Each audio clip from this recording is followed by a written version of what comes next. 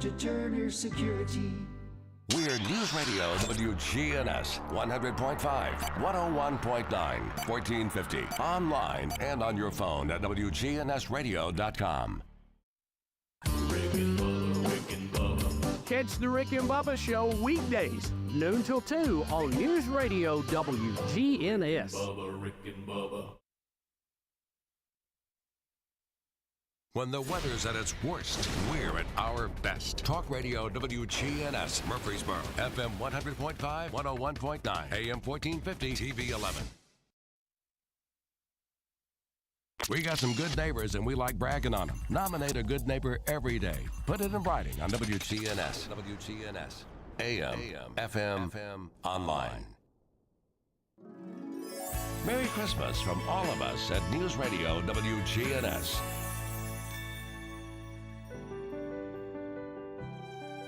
Rutherford Issues with Brian Barrett on FM 101.9 and AM 1450 Murfreesboro, FM 100.5 Smyrna, and streaming at WGNSradio.com.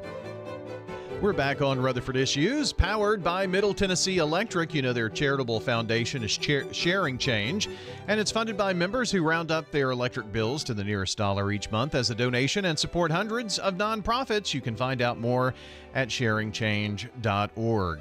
We're going to catch up with our friends from the Rutherford County School Board, and School Board member Francis Rosales joins us today in studio, and I'm sure you're glad for maybe a little bit of time here to just kind of pause and take a deep breath, maybe? Well, if that's what you want to call it, sure.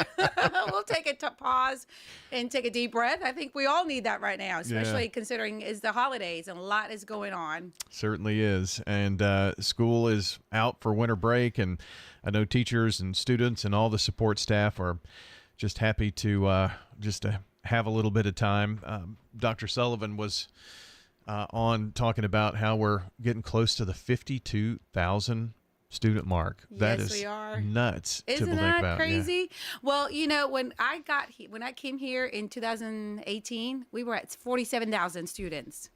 In just a very short time, we are reaching 52,000. And what's interesting is that I know you heard that we had a consultant come in and did a evaluation. And one of the projections they said about our enrollment and growth is that we're going to be hitting 55,000 within 3 years. Oh, wow. Yeah. That's just where we're at. So The reality of the growth. that's another. So in the time that you just mentioned, that's 5,000 and another 3,000 Within 3 years. 3 years. Correct. So just to kind of put that into perspective, 5,000, that would be the size of 5 elementary schools or 2 high schools. High schools, middle schools, everything. Pick one because we need all of it. So. Yeah, but just to kind of a comparison for size, you know, the with the additions at Riverdale and Smyrna and Oakland, that's going to be about 2,500. So there you go. That's 2 Oaklands additional. Right. That's how many students we've added in 5 years. Correct. And the addition, now that we're talking about this piece of it, we can just jump right in. So obviously when I came to the school board, one of the things I wanted to champion was tackling the issues of growth. So I've been a very huge vocal proponent of we've got to get back into building, let's buy land because of the growth. So you heard some statistics.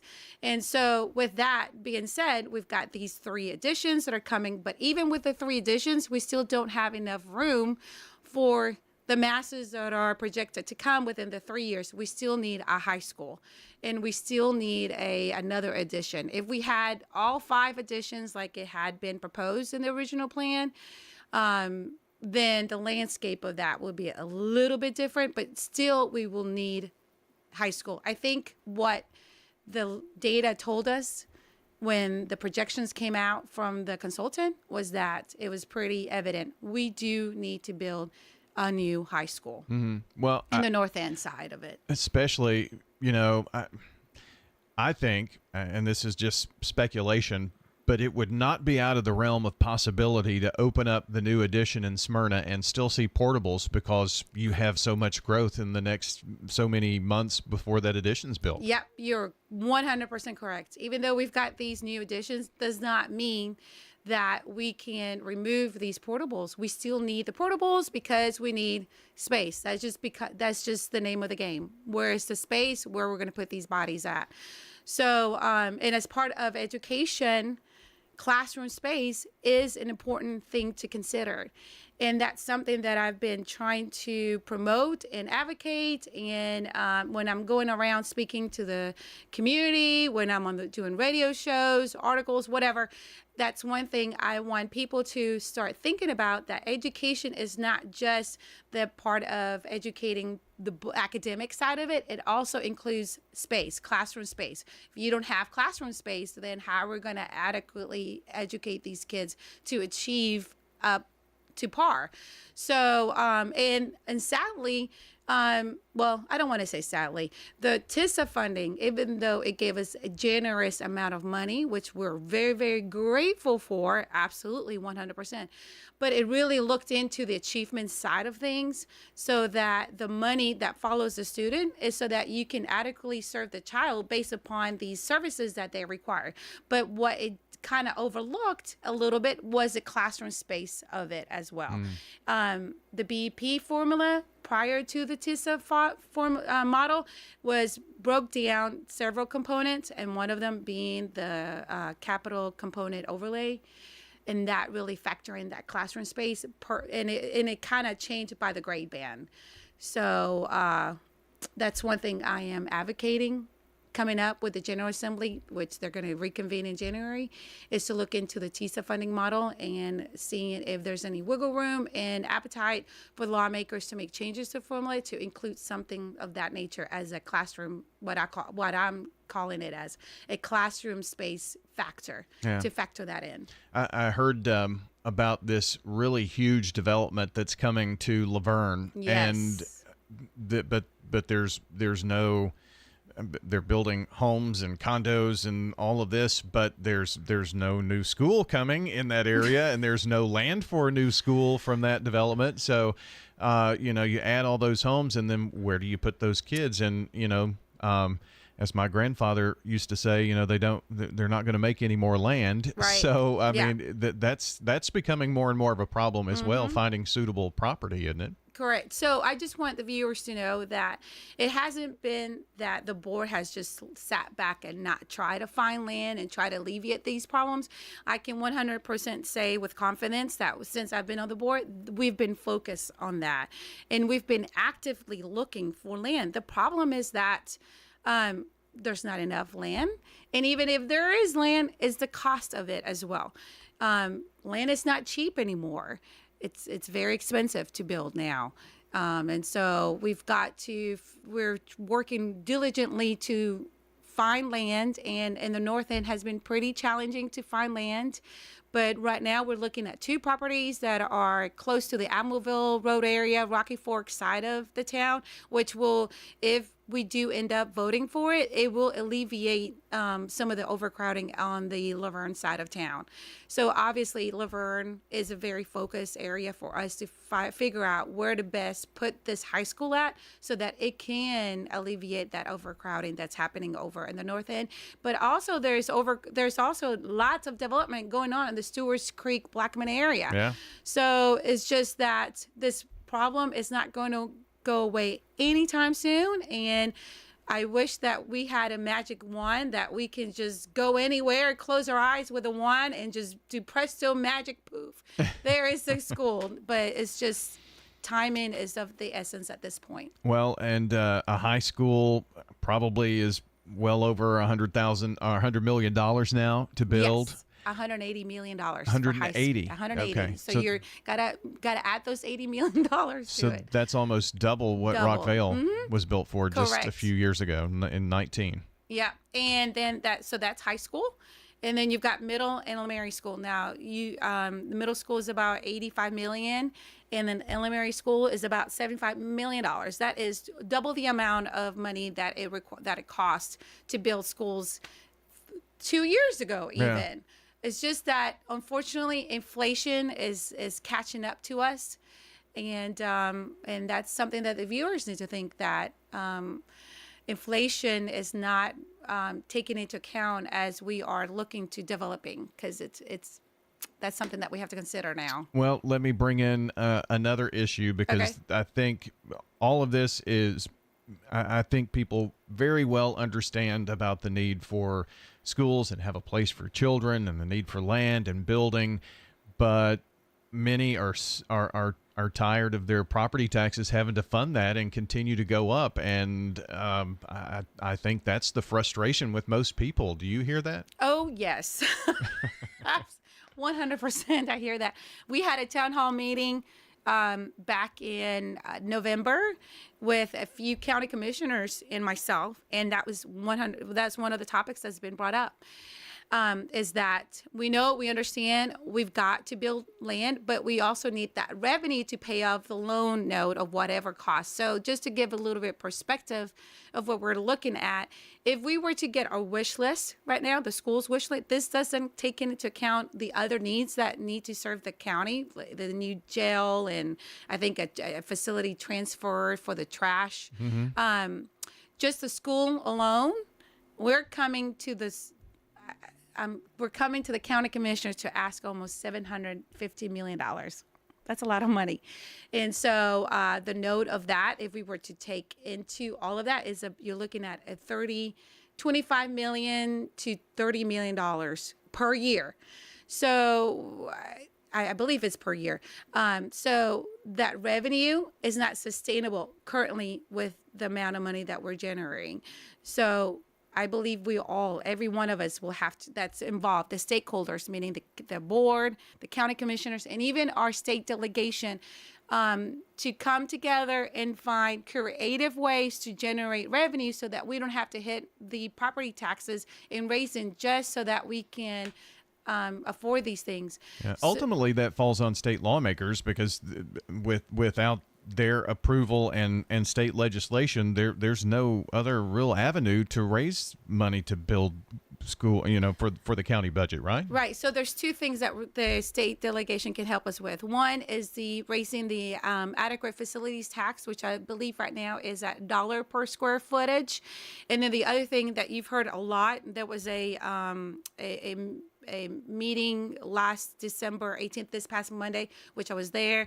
The state delegation was there, and then the mayor came and spoke. The school board, Dr. Sullivan, superintendent, came and spoke. You had other county commissioners came and spoke, and really asking and pleading with the state delegation to finally give the green light to allow the county and make modifications to the County Reliefs Act. And that is what we're talking about, the impact fee, where you are able to raise the impact fee and give some kind of monetary value to that so that resources are raised that go specifically towards something like building schools.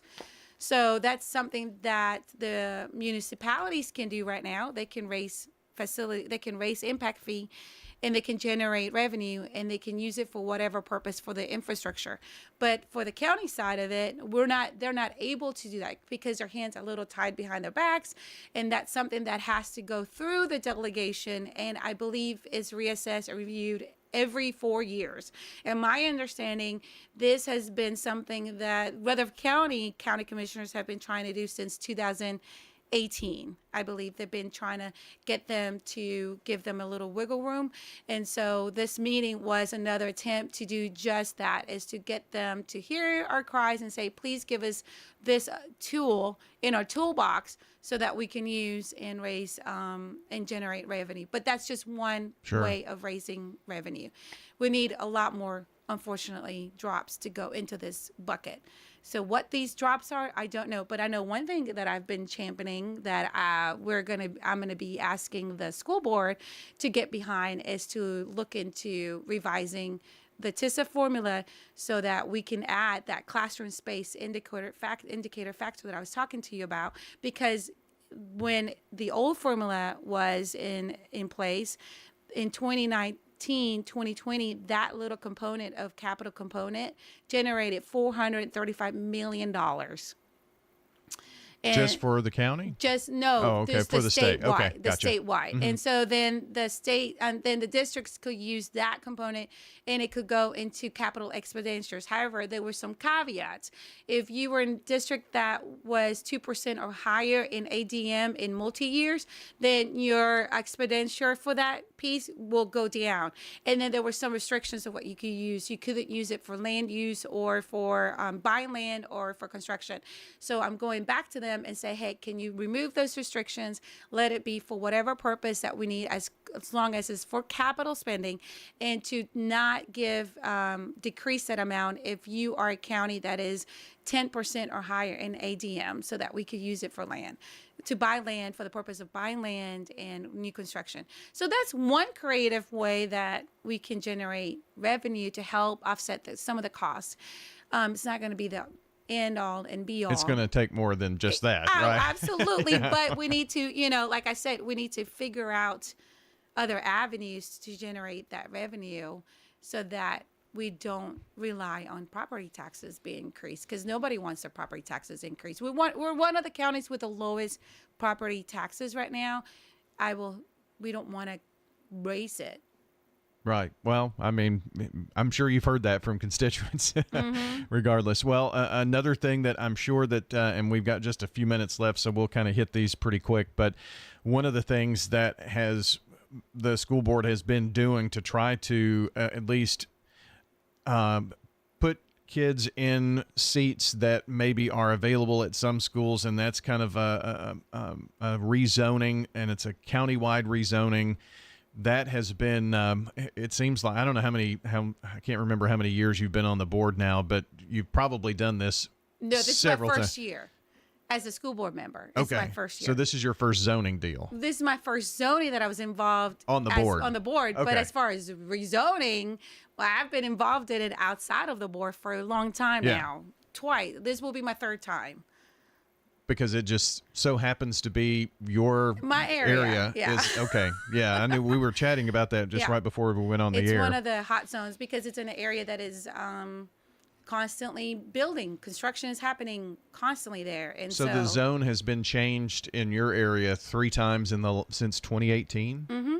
Wow. And the last time we were really fighting against what happened this go around, and it happened to be that it went that way. We were going to Siegel, and then some people that are in the Stewart's Creek area is not going to Smyrna. So it's a very contentious issue because it's this area of pocket area seems to be on that equation every single time. And I think you get kind of burned out with it. Sure. Being on the school board side of it, though, it has to be one of the most exhausting things that you have to do. It is. It is. And, I understand that we do need it to rezone.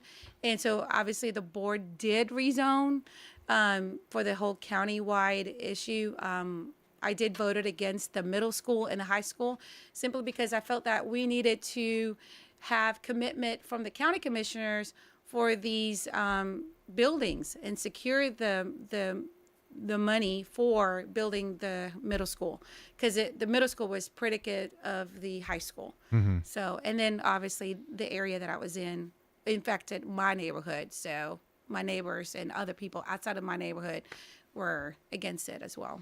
So the rezoning proposal it passed, correct? Mm-hmm. And so that is going to take place starting when? Next school year? So here's how it's going to go. The high school is going to go first. It's going to take place 2025, 2026. So it's not this upcoming school year. It's the following school year. Okay, so 25-26 school year. Yes. And then the elementary school is supposed to be rezoning that same year. But here's the thing. It's connected to the elementary school that is supposed to be built on the Beatty property that we voted this past year. Mm-hmm. And I believe we're going to go to the county commissioners to get the funding for the construction in April. I would say in the springtime. I'm not going to give a month, but sometime in the spring. And that would be in this next budget that starts in July. That will be before the budget of July, because will have to go in the spring to go to bond. Right, but it would, okay. Yeah, they will have to go. So is it in this year's budget, the money for that? What do you mean in this year's budget money? Well, I mean, I know the new budget year starts in July. Is Right. this coming out of the next year's budget, or has it already been approved? The This money? has already been approved. This is Okay. what the county commissioners have Gotcha. committed to get revenue for. Okay. Has been the elementary school. And so depending on the timeline of construction, if there's absolutely zero delays of any kind, of any sort, whatever, then tentatively the elementary school will also go to the new zone schools in 2025. And then the middle school, that is also part of the rezoning, that is tentative to a new middle school being built on the same property, in the Beatty property. And again, we haven't gone to the county commissioners yet to get the funding for the construction, because they will have to go to the bond market for that, and that won't take place until 2025. Okay.